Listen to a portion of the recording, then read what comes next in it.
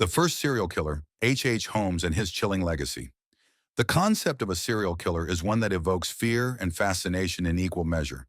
While the phenomenon of individuals committing multiple murders over time is not new, one of the earliest and most notorious figures in the annals of criminal history is H. Holmes, often considered America's first documented serial killer. Operating in the late 19th century, Holmes's crimes were marked by cunning, cruelty, and a macabre ingenuity that shocked the world. H. Holmes, born Herman Webster Mudgett on May 16, 1861, in Gilmanton, New Hampshire, exhibited signs of a disturbed personality from an early age. He was intelligent and manipulative, qualities that he would later exploit to devastating effect.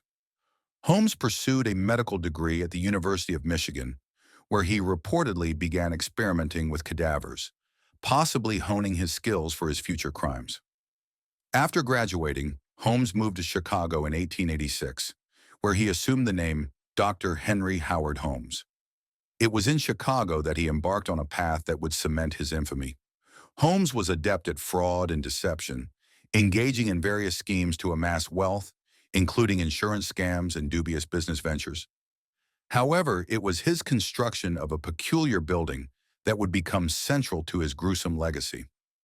Holmes purchased a plot of land in the Englewood neighborhood of Chicago and constructed a three-story building that came to be known as the Murder Castle. Ostensibly a hotel, the structure was designed with a labyrinthine floor plan that included soundproof rooms, secret passages, trapdoors, and a basement outfitted with a dissection table, crematorium, and vats of acid. The true purpose of this building was to facilitate Holmes's murderous activities. The 1893 World's Columbian Exposition in Chicago provided Holmes with an ample supply of victims. Visitors to the fair, particularly young women, were lured to the murder castle with promises of employment or lodging. Once inside, they fell prey to Holmes's sinister machinations.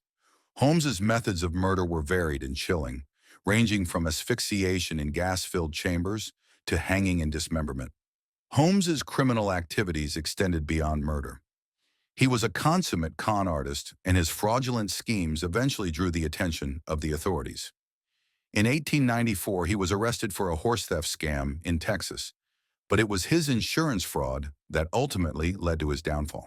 Holmes had concocted a plan with his associate Benjamin Pitezel to fake Pitezel's death and collect the insurance money. However, Holmes double-crossed Pitezel, killing him and subsequently murdering three of Pitezel's children to cover up the crime.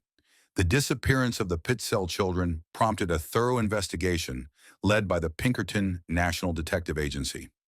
Holmes's extensive travels and use of aliases made him difficult to track, but he was eventually apprehended in Boston in November 1894.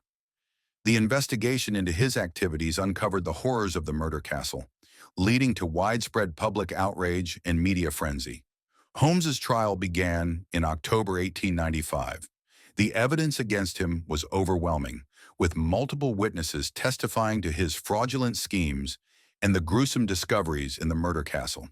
Holmes confessed to 27 murders, although some estimates suggest that the true number of his victims could be much higher.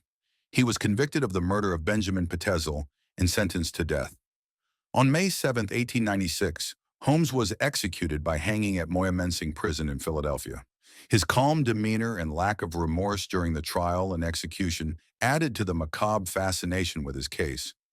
Holmes's death marked the end of one of the most chilling chapters in American criminal history, but the legend of the murder castle and his heinous crimes continued to capture the public imagination.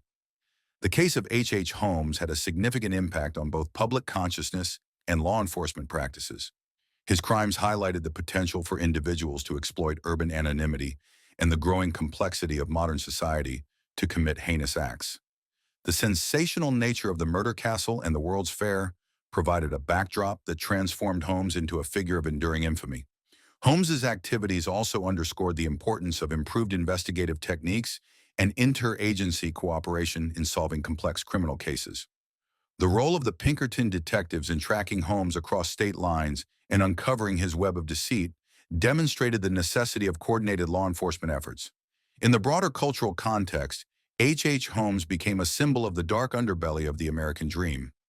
His story has been the subject of numerous books, documentaries, and fictional adaptations, reflecting an ongoing fascination with his life and crimes. Thank you for watching Telltime Tales. Don't forget to like, comment, and subscribe.